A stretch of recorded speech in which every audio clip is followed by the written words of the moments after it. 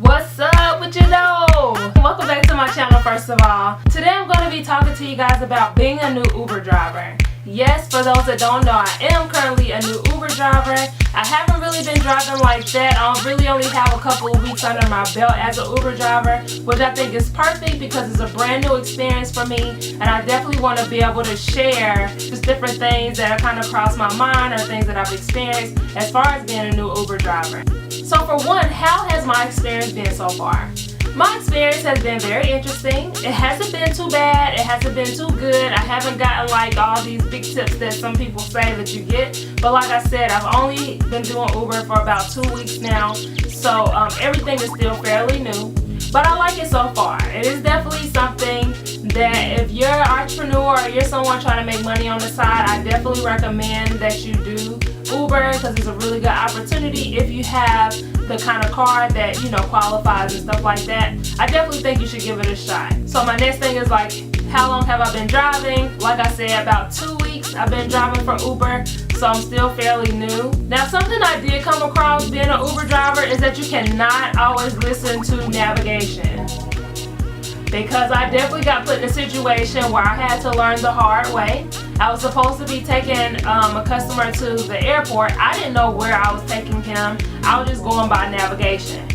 With Uber, navigation doesn't necessarily tell you where you're going. It just tells you how long before you get there.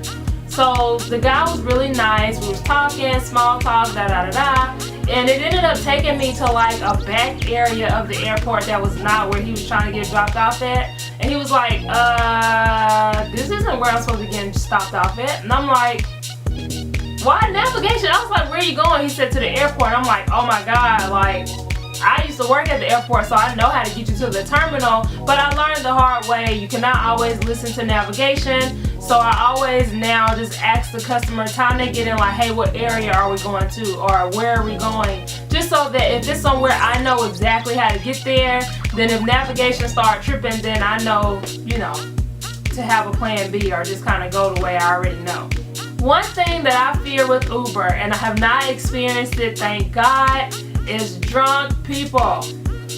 That was the biggest thing that made me really not want to consider Uber, because I'm not really good with drunk people, and then by me being a woman, I just don't feel comfortable in that type of situation.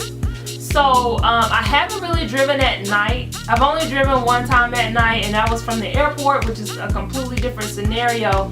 But as far as picking people up from the bars and the clubs and stuff like that, I don't really feel comfortable with that yet, so we're still working on that. But I heard that that's where you get the best tips. I just haven't experienced it yet because I just have not picked up any drunk people because I'm not ready for that.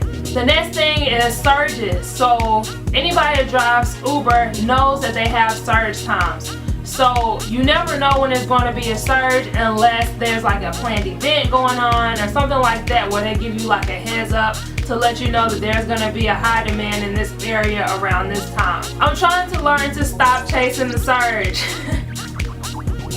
Because if you know that one ride can make $10 on regular, but if it's surge times 2 or times 3, you can get like $30 for that same ride, you tend to want to get that $30 instead of that $10. But what you find yourself doing is kind of riding around when you see a surge and you're like, okay, let me go to the surge, and then it stops before you get there. So, and then another thing with surges that I learned, you can be in the middle of the surge area and not get a ding. That has happened to me twice, where I was actually in the surge area and it was like times 3 or something like that, and it was like a big area and I didn't get dinged for like 5 minutes, and I'm like, thought it was a high demand, like what's going on? So any Uber drivers that know what's up with that, comment below, let me know, because I still don't understand that. So maybe that's just because I'm new, but I'm trying to learn to not chase the surge and just stay in the areas that are more of a high demand, just based on